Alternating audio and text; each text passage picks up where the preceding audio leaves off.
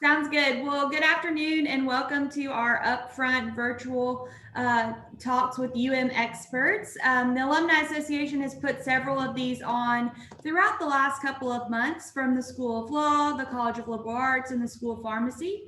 Today, we're excited to welcome Dean Rock and hear School of Education's take on life during the pandemic and K through 12 education at home and in the classroom. So we're very fortunate to have Dean Rock. He joined the university in 2010 as the Dean of the School of Education and a professor of curriculum and instruction. He has degrees from both Vanderbilt and the University of Central Florida and has taught mathematics in both Mississippi and the state of Florida at both the middle school and high school levels. So he definitely is an expert in his field. He and his wife are now in Oxford and with their 4 children. And we are so fortunate to have him with us today. A little bit about this program. Feel free to ask questions as you go. I will monitor the chat, but we do ask that you stay muted. If there is any opportunity for you to unmute yourself, feel free if there's a pause or something like that, but I'll keep an eye on the chat throughout the whole thing. But thank you so much for joining us. And with that, I will turn it over to Dean Rock.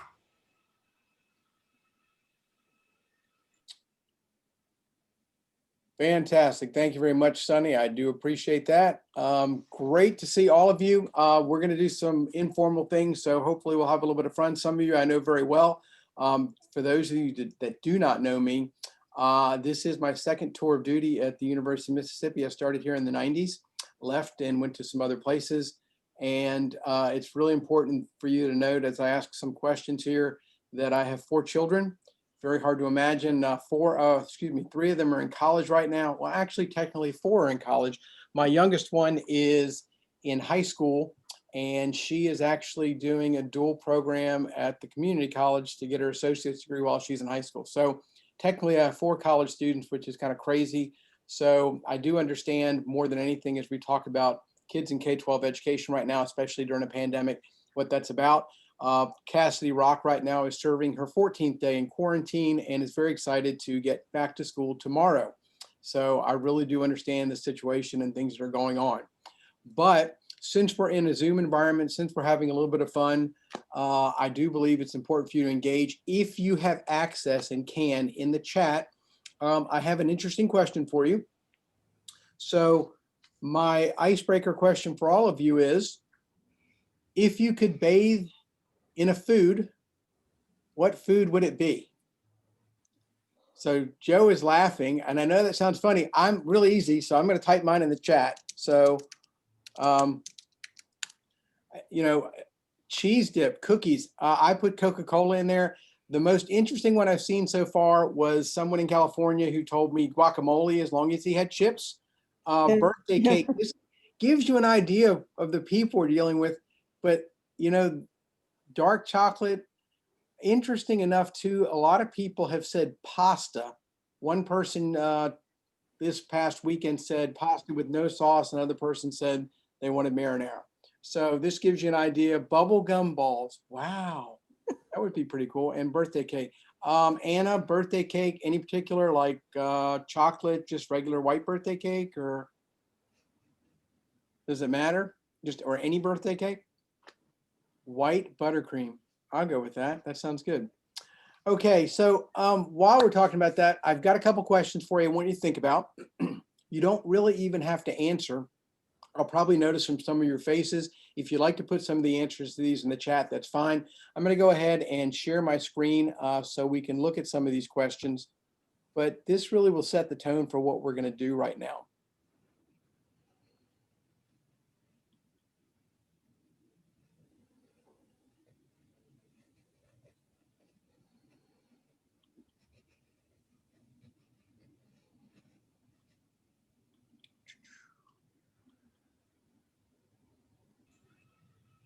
Okay, here we go. Hopefully you can see my screen, and we're going to go ahead and talk a little bit about technology.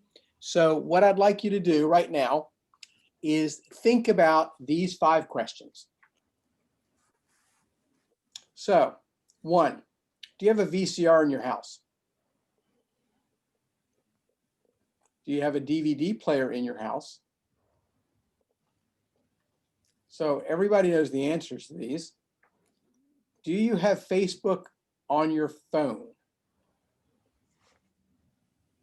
Do you have, on top of that, do you have Instagram on your phone? And lastly, do you have TikTok on your phone? So let's try this. We've got these 5 questions that you just looked at. And I'm going to go ahead and stop sharing my screen right now. And if you can in the chat, let's just start off with the first one.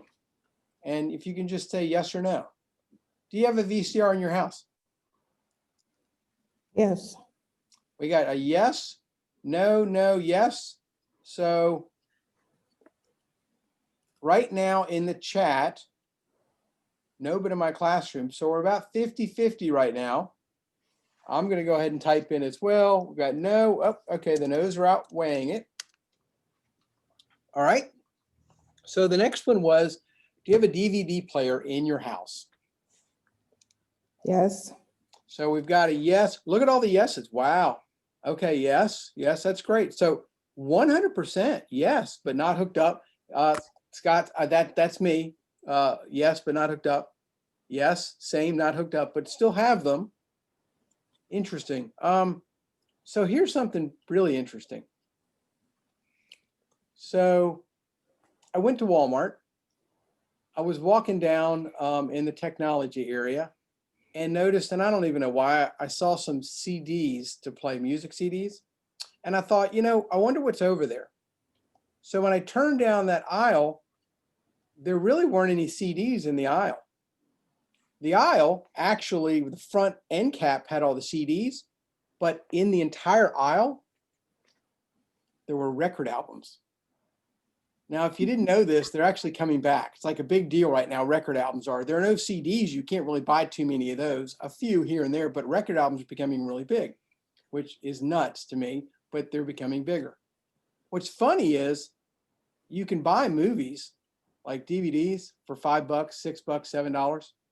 But what's really funny is when you go and buy your laptops, if you haven't bought one lately, they don't have any place for you to put that movie.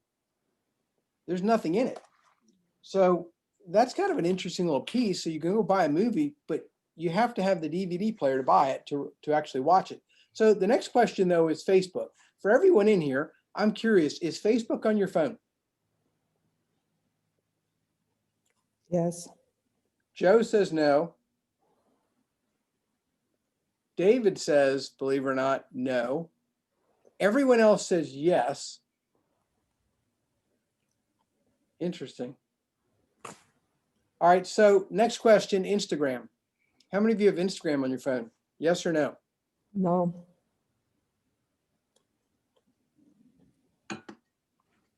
Yes, used more than Facebook. Okay.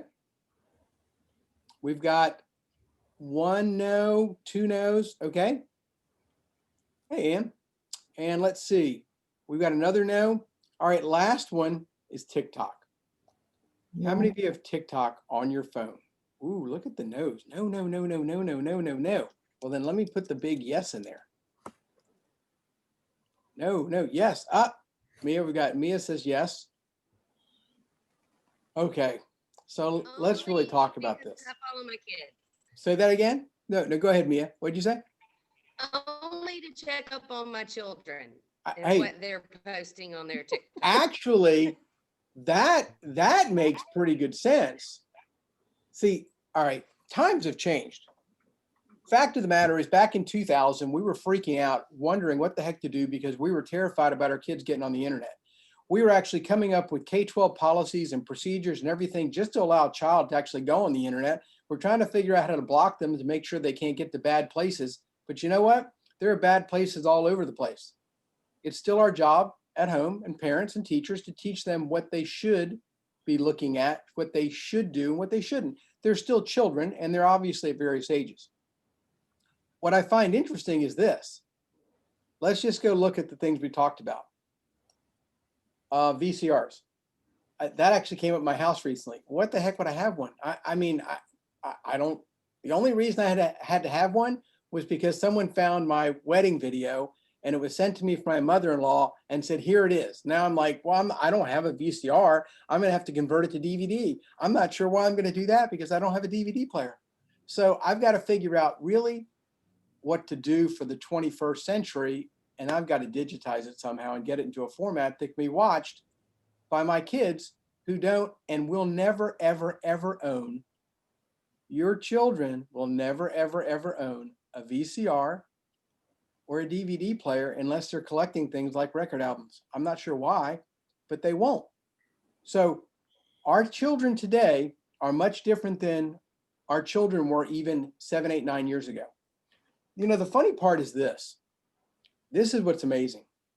8, 9 years ago, when these phones were out, these phones, we were terrified to put them in the hands of 3rd and 4th graders. When I would do a survey about 8 years ago, high school kids had them, middle school kids did not, elementary kids did not have them at all. It had nothing to do with finances. Parents were not going to put this in the hand of an elementary child. Today, I challenge each and every one of you to find children in high school and in middle school that don't have access to that technology and aren't using it. As a matter of fact, it's very rare to actually find 3rd, 4th, and 5th graders that don't have it. It is true that 1st and 2nd graders might not, but by the time they get home and then they're in your house, what have they done? They've grabbed your phone and they're playing with it and they're doing things with it. You know, the other weird part about that, about 7, 8, 9 years ago, when all of us adults got iPads and these big little tablets, kids, 3-year-olds and 4-year-olds could manipulate that better and faster than we ever could. Yep. But the funny part is, no elementary child really, unless they're about in 1st or 2nd grade, they don't want that big device. That's ridiculous to them. Here's the hard part for us to accept. High school kids and middle school kids, they'll read an entire book on this thing. I have more tablets lying around my house that are unused. They're better than paperweights. I mean, Cassidy Rock hasn't read a book on a device bigger than this in years. She occasionally will open up a laptop. And this is the funny part. Full disclosure, Oxford School District has gone to laptops. I mean, they have. Well, guess what? They changed. They went to laptops for about 3 or 4 years, and then they decided to go to iPads. And they went all iPads this year. Here's the irony of the whole thing. The high schoolers are losing their minds. They want the laptop back. The young kids, they don't care. They'll use anything you put in front of them. If you give it to them, they can manipulate it. But the high school kids, my junior came and freaked out and said, what am I going to do with this? I want my laptop back. She was at the time thought laptops were stupid because all she used was this. All this being said, today, right now, while we're worrying about so much that's going on, our children can manipulate and do more than we ever thought was possible. Now, what's hard for us is to realize that in this chat, in this Zoom call, look, at least we're doing this. We weren't doing this even a year ago or 2 years ago. But the fact is, we're adults. It doesn't matter. And I talk to our graduates who are 22, 23, 24. They're old. They're already way past. Because the fact of the matter is this, Facebook is the line. So, do you really believe that any middle school child will ever have Facebook? Facebook will exist because that line of about 25 to 26-year-old, somewhere in there. I mean, Carly Rock is on Facebook. Carly Rock will always be on Facebook. But there's that line of about 22, 23, 24, where Facebook will never exist for them. Because they're on, and if you did not know, surveys have been done. What's the #1 social media platform for people 18 and under? It's actually not Snapchat. I was going to beat you to it. Snapchat is huge. Don't get me wrong. It is. Instagram, and Instagram. It actually has more followers, more users right now than even TikTok. But here's the funny part. So if you're going to check out your child, you may want to go on Instagram and look at it. Instagram has its place in the world. It's a little bit different than Facebook, but please understand, our children in their social environment social media is different than our children 15 and 10 years ago. Mhm. I'm really trying to stress this right now because as you look at and talk about K-12 education, I'm saying this because Carly Rock is different than Kyle Rock, who's 2 years younger, and Caitlin Rock, that's 2 years younger. I've got a 19-year-old and a 21-year-old that live on Instagram. Now, I've got two of them, my 17-year-old, my 19-year-old, that live on Snapchat as well. But one thing is for sure, they would be embarrassed if they had Facebook on their phone. All right. They're also embarrassed knowing that we're on Instagram. They're embarrassed knowing that we've even looked at a TikTok. So guess what? I'm on TikTok and they can be embarrassed. It's okay. So I use TikTok. I will say this, folks, if you haven't gotten on TikTok, be careful. It is addicting. It is crazy. You will be watching stuff like you've never watched before. And I'm not talking about bad things. I'm just telling you that on TikTok, you start watching cat videos because you laugh and cat videos start coming up. And before you know it, an hour's passed and you're doing this swiping up thing and you're just dying. Our kids they've learned how to manipulate it. They've learned what to do and they're sharing content. Yes, some of it could be inappropriate, but they're sharing content and material like we've never seen before. Teachers are connecting with students like we've never seen before. So K-12 education today. First thing that I'm encouraging every single parent, no matter what, engage with your children with technology. Don't try to force your technology on them. Talk to them about what's important to them. See if you can actually start learning the technology that they're using. It's not simply about following them. It's not simply about checking up on them. And I get that. I understand that. Trust me, I really do. But we made a decision in the School of Education, even in the last year. We are going full force on Instagram and TikTok. Why? Because if I'm going to recruit teachers for the state of Mississippi and the nation, and I want to recruit future teachers, and I'm thinking about 12, 13, 14, 15-year-old students and talking to them about becoming teachers, Facebook sure isn't it. The internet, I mean, a web page, it's okay, but they're not going to find it. One thing I know for sure, they are seeing us and they are finding us on Instagram and TikTok. So how do I know that's true? So by chance, I really do. Some of you know me. I love to interact with my kids, almost too much.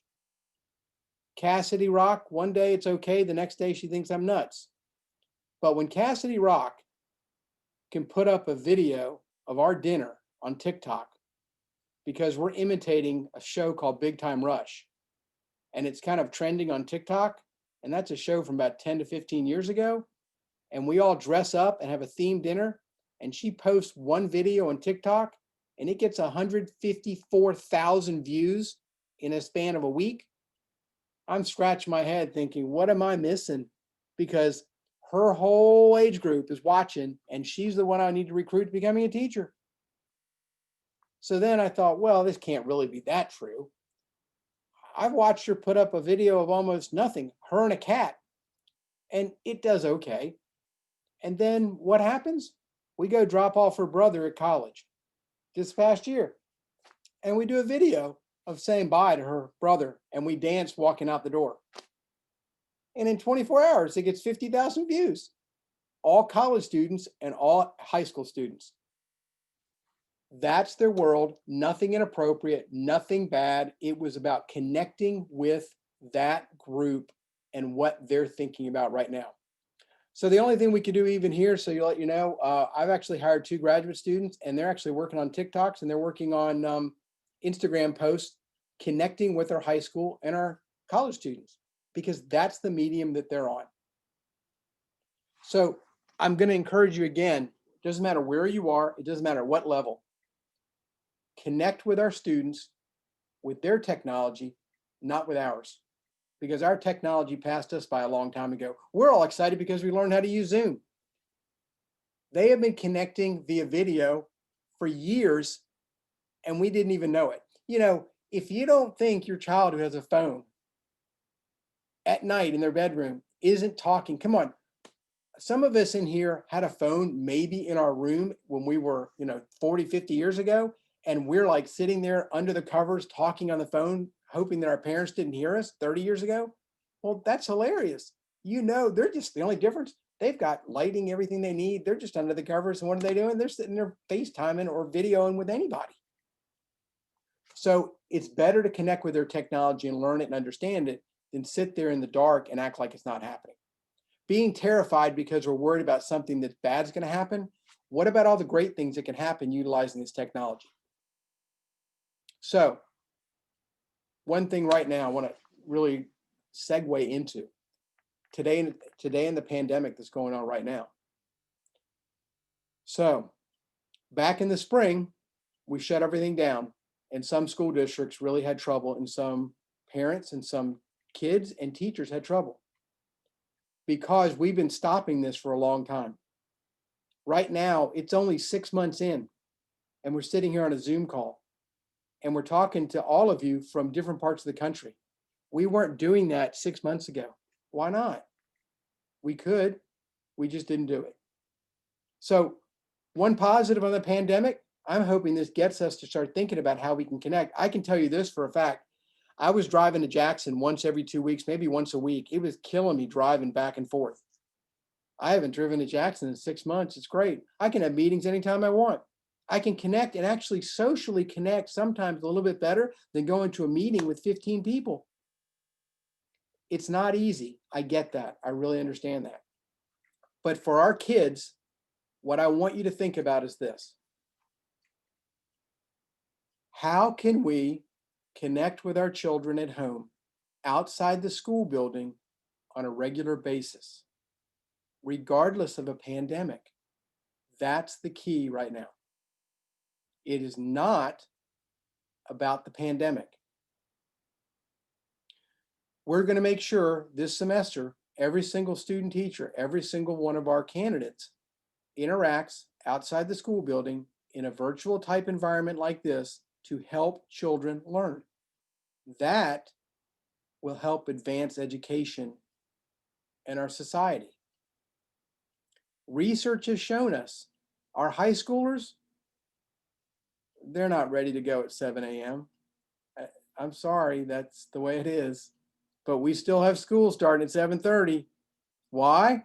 Because our teachers want to get off at 4:30. I understand that. And also, it's not just the teachers. Why? It would interfere with football after school.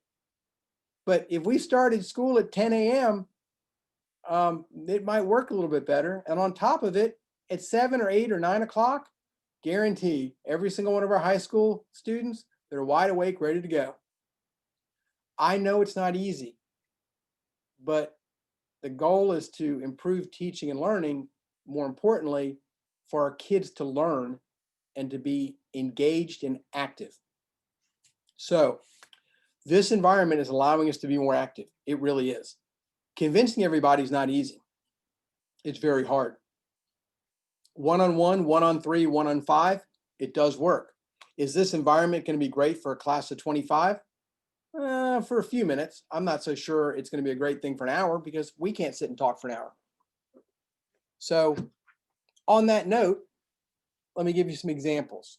Remember, technology isn't exactly changing. We're evolving because it exists and now we're using it in different ways. So I want to give you a short little activity because talking to you like this the whole time isn't going to help either. So if you can see the chat, I'm actually going to put something in the chat right now.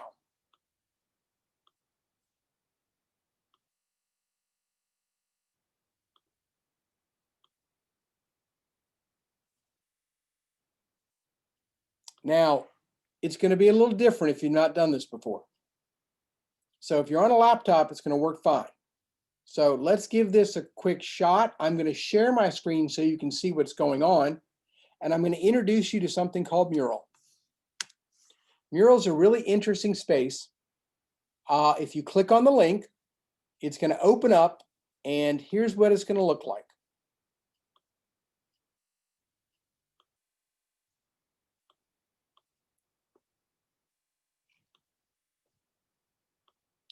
You're going to get a space, and you may have to zoom in a little bit, and the zooming options in here on the bottom right. There's a plus and a minus sign down here on the bottom right.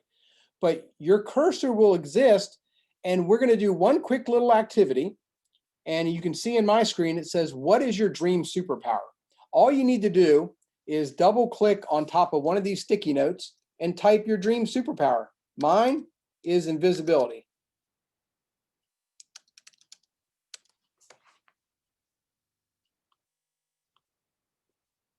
So you just click right there on the screen.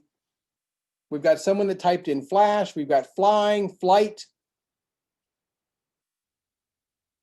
So double click on a sticky note and type away.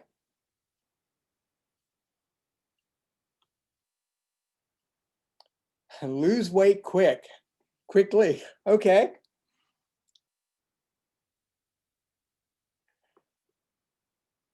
What's interesting in here, and again, if you're having trouble seeing it, you may have to go to the bottom right of the screen, and there's a zoom in and a zoom out option. There's a plus and minus there. Mural is an interesting little way to interact in a very different way for you to connect with people from all over. It actually is pretty simple in the fact that I can actually move the sticky note and do whatever I want. I can make it larger. I can actually put images in here like I did here, where I put Hotty Toddy in the School of Education. Telepathy. So somebody put telepathy. I'm really curious because this one really kind of freaks me out. Do I really want to read someone's mind? I guess only if I can turn it off and on. That's the whole problem. It kind of scares me. So a lot of people put telepathy. You'll also notice it kind of gives your cursor an animal name. So when you're moving around, you may see like visiting panda, visiting sheep. You can also sign up for Mural, but it gives students an opportunity to interact with each other. The other part about this, and you'll see as I go back, I can zoom out here and I can actually save this entire document. I can use it at a later date. It's called mural.co, and it is a great way to save things, create very nice murals that can be created into a PDF real quickly and shared with others. We're actually using it quite a bit right now in the School of Education because it allows us to interact with many different people from across the entire country. The next part down below, I'd like you to share a concern you have about your child or a child in K-12 education.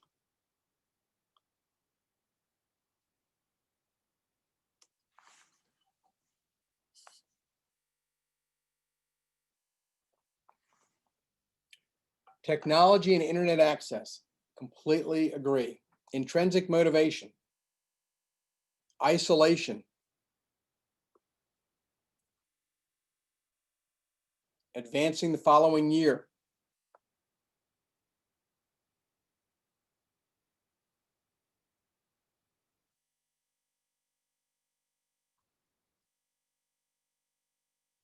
Excellent points.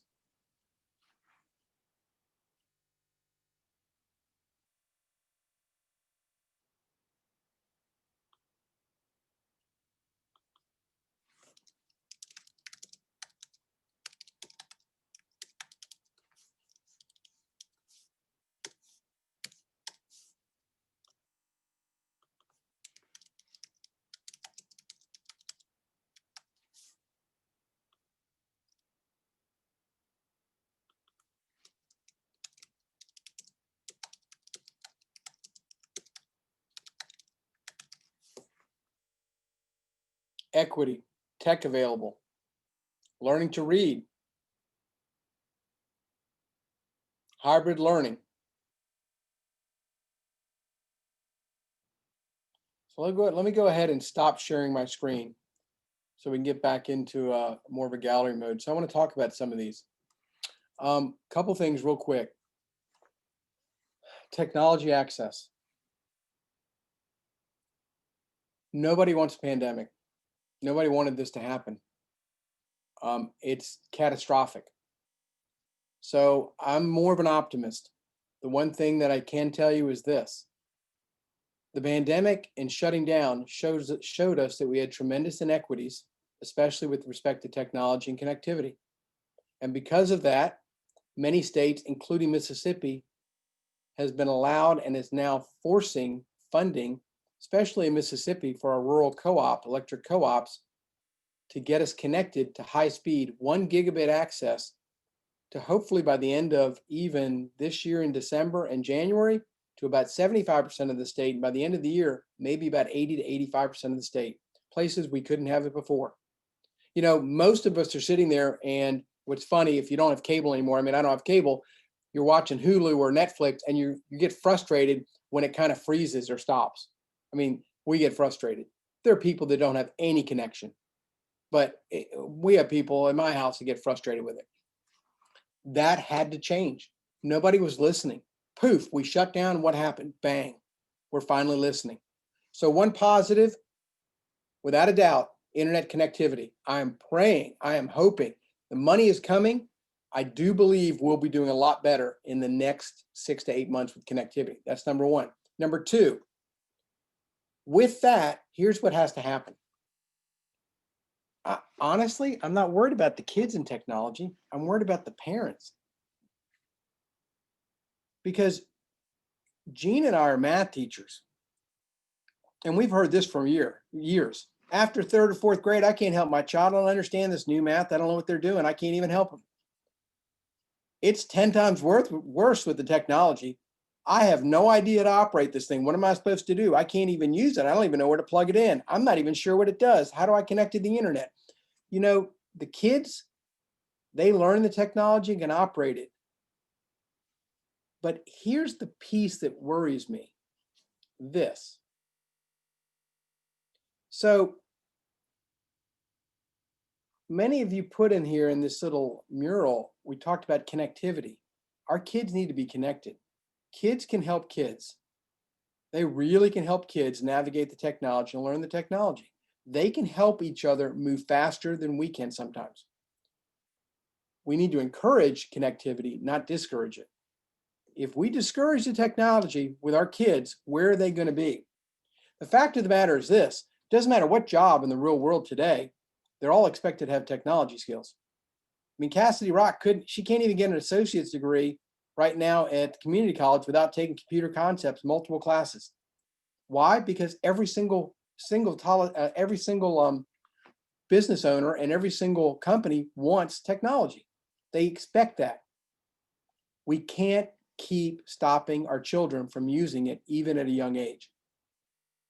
Willie Price, our preschool on campus, 3 and 4-year-olds, they're navigating iPads using the technology faster than we ever thought was possible.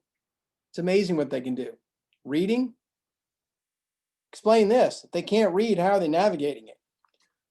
We know that we can provide them the access and start to encourage them to utilize the technology. But one thing's typically holding them back, all of our kids, parents. It's a tough one. It's really scary when you don't know what they're doing. So when you don't know what I'm talking about when I say Schoology, Power School, Canvas, Blackboard, when you don't know any of these things because we didn't have it when we were in college, it's kind of freaking you out when you don't even know how to figure out how to find out what your student or your child is doing in school. So how can you learn? So with internet connectivity, schools are going to have to provide training for parents, guardians, whoever's working with that child. We have to have connectivity and we have to let them learn how to use it as well. Some of us remember we used to invite parents into school to a computer lab. Computer labs, by the way, we've blown them all up. They don't exist anymore. But even in schools, invite them in just to show them how to use a computer. We have to. Now, here's the funny part.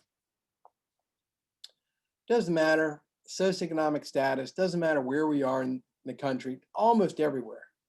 You still can walk into almost any place and you're watching people go down in their back pocket, there's this phone. Parents have them all over the place. But some of the technology is not accessible on the phone. We have to change that. Why is Instagram becoming so popular? It was created for this environment. Facebook wasn't. Facebook's used on here. Instagram was created for this environment. TikTok was created for this environment. Many of the new technologies created for that environment. Why? Because our children, they have no interest in using anything but this technology. It's kind of weird. No different than buying a car, doesn't have a CD player. Bought a new car lately, that's kind of rare. You're gonna have to add that. Why? Because they expect you to Bluetooth your phone. And if you don't know how to do that, ask your child, they'll tell you how to do it. That's exactly what happens at our house. The kids come out, they connect it. So we're gonna have to train parents, no question about it. Got to do it. Next part, what worries me? Truthfully, physical activity, extracurricular activities. I'm a math teacher. I love it. I'll teach math anywhere and every place, even in this environment. But I don't want to see extracurricular activities, music, art, band, football. I don't want to see any of them shut down. Our kids need it. Our kids need the socialization. We're seeing this more and more right now. That is the big detriment. So when people come to me and ask me about the summer reading loss or the summer learning loss or learning to read, I have to be honest. I'm thinking about my own children and every single child. We need their socialization. Reading is important. Please do not get me wrong. It is critical. But our kids can't be isolated for 6 to 9 months and expect them to be adjusted so that they understand what that's like. They don't. They really don't. So what can we do? Our parks aren't shut down. Outside's not shut down.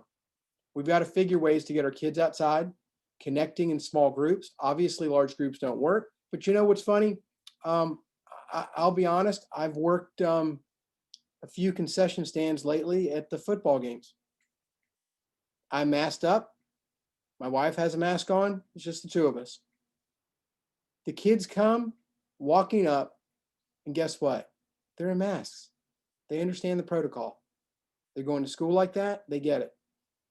So we've got to help the parents understand so that we can have small groups, so they can interact, so they can go outside, so they can connect with each other in a very safe environment, in a social distance environment, until we obviously and hopefully come up with a vaccine and can move forward. So next piece I wanted to share with you, a couple facts for you. So our preschool, Willie Price, we've been open now for 9 weeks. We have not had one case of COVID-19 at Willie Price. The only issues we've had have been quarantine, because of someone who works there actually gets exposed to someone outside and then had to be quarantined. But even those two people didn't test positive. What we're finding is in those environments, doing the right things in our protocols, it's not spreading in the school. Cassidy rocks at home, not because she got it, but because of a situation of being next to someone who tested positive. Where is it happening? Usually outside in large groups in different places like that, where we're not practicing social distancing and we're not using masks. So we've found situations where it can work, but it is very difficult as humans. It really is difficult as humans to follow that and keep social distancing and wear that mask all the time. So why is it important to be in school? Socialization's huge. We don't want to see that learning loss. Our teachers are doing amazing, amazing things all over the country. They are working so hard to keep our kids not just here for learning, but to keep them engaged and socialized with not just their peers, with them. I've seen teachers work more hours than ever before. I have seen teachers connecting with kids morning, noon, and night, doing one-on-one, one-on-three, one-on-four like I have never seen before. And you know what? It's working. I understand it's not easy for everybody in every single place. But if we can train parents, the connectivity is coming. Many school districts do have the technology to take home, but not all have that technology yet. In Mississippi, they're getting there and they're going to get it soon, but it isn't there in every place. Excuse me. So we have to support that, and we've got to get that going. And lastly, we have to encourage this with our kids. We have to encourage the parents to encourage our kids. Connect with your children. I have to admit, it was the weirdest thing. I did a Zoom call with the grandparents. What was funny, it wasn't because we're all huddled around one device. Every child was on their own device. Some of them one was in Senatobia, one's in Livingston, Alabama, one was down the street in Oxford, another was in another room in the house. And here we had a Zoom call with 6 different screens or 7 different screens. They're using the technology fine. We need to encourage that, not go back to what it was like 5 years ago and huddle around one screen. Because once we do that, they don't need the help and they understand what it's like, because they may have to leave and go in the bedroom. Why? Because there's noise happening outside. They're actually trying to have class. So it is important for them to get a quiet space, a place where they can work, just like they would be in school. And that's not easy in every house. And it's not easy for us to shut everything down in a house when you've got 2 and 3 and 4 kids and other adults doing different things. So train those parents. Connectivity happens. Got to find a space in that house for their kids. But lastly, too, I'm really promoting this. We need to find a space outside, and we need to get them going physically so that we don't shut all the other extracurricular activities down. They need it. All of our kids need it. We need it as adults. So I try to encourage all of our faculty. We've got a couple of faculty members on today. Virginia and Joe, they know this. I tell them to get outside, walk, even here. It's shut down for 30 minutes. Go walk to the Lyceum and back. Why? It's good for us. And we need it. And also it helps us even see and interact with people here. In Guyton Hall, if we leave our office, yes, we put a mask on. But it's amazing how we're changing and adapting. I walked by someone today and, we have to take a double take because sometimes we don't recognize each other with a mask on. Or better yet, look, be honest. I've talked to 2 different people in Walmart now, and it was the wrong person. And finally they had to say, "Who are you?" And I thought it was someone else. I've done that twice now. Well, I met 2 new people that I didn't know. I could have sworn it was somebody else. So we were afraid. But, that's part of what's going on right now. I want to stop right there and answer any questions. You put some really good things to consider in the mural, because it's really important. Those concerns are real. Isolation concerns are real. Technology access are real. But if you're a teacher, you know this. Training for parents, that's real. We need to help our parents out. Last quick thing, if you're a teacher, and administrators get this. So this device is great for kids. For parents, when you're the parent of more than 2 children, and you're tied to this, because if your child is absent from a class, a text notification goes home. I'm going to tell you, as a parent, that drives me nuts. So when you got 3 kids in high school, and every time a child misses a class, I get a text. Wow, it's a great connectivity device. Some parents, you got to talk to them, shut this thing off from school, which scares me. So we got to make sure we connect with our parents and ask them what the best means is for communication, so that they will interact and not close us off. For some, it's email. By the way, emails, I'm on it 24/7, but it's dead for our kids. Look, I only have 1 child that answers email. That's my oldest. Kyle occasionally, he's 21. My 19-year-old, I could send her 400 emails. She only uses it if she has to send it for school. She's never answered an email from me. And my 17-year-old, that's not happening. So training, let's see, got some things in the chat. Training parents is an issue and obvious and a great concept. When K-12 went virtual, Schoology became a thing. I had never seen it. Yeah, Schoology, powerful. Many school districts have used it for many years. We just didn't interact with it. I actually have an account and I had not interacted with it. So it's now a powerful tool. You can actually do virtual meetings like this. They do it in Schoology. which is fantastic. What has the SOE done to make sure teacher candidates are prepared for face-to-face instruction and virtual instruction in the midst of COVID? Excellent question. We actually flipped it a little bit this year. So all of our student teachers right now are getting virtual experiences.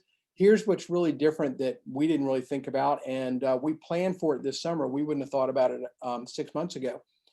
Some school districts, when they went to this hybrid format, some school districts actually created complete online virtual classrooms, even in elementary school.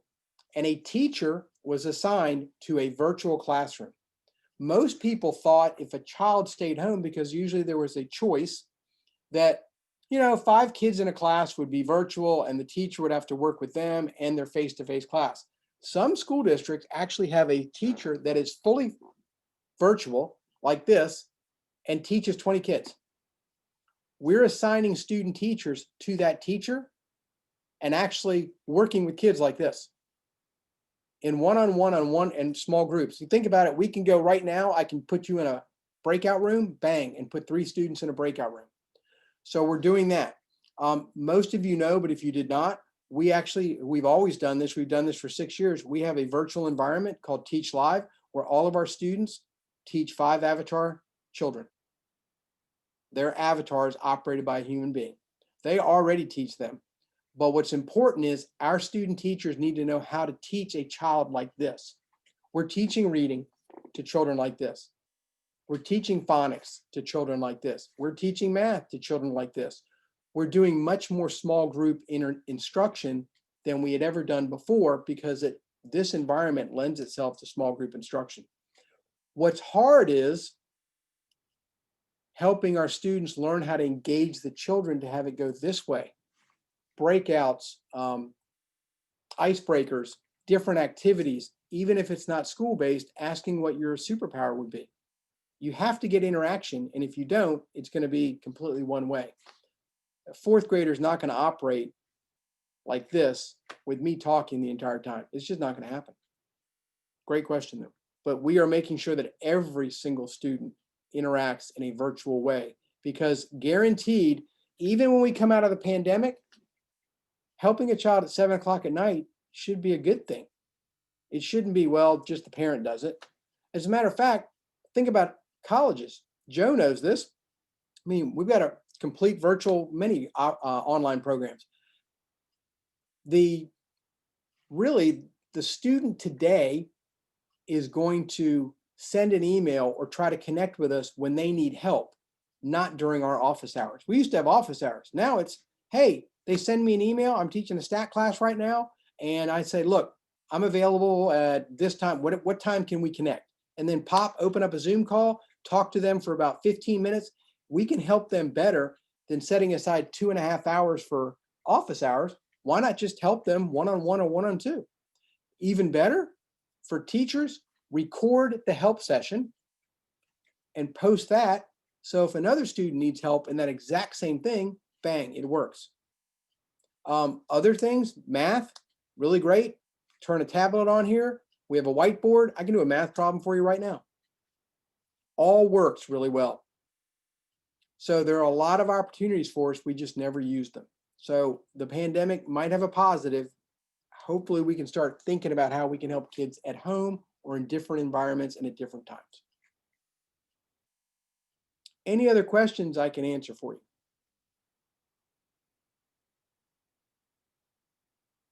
Well, I appreciate your time. Thank you for showing up. And I'll tell you what, and Judy, thanks for coming. All of you, thank you very much. If there is anything I can do or we can do for any school or for any child, please let me know. If there's any frustration, things going on, let us know. I'm not going to say we have the answers to everything. We don't, but we're learning too. And we're going to make sure that we can do everything for every child and every teacher in the state of Mississippi. And also, I don't want to forget this. If you see an administrator, a superintendent, or principal, please thank them.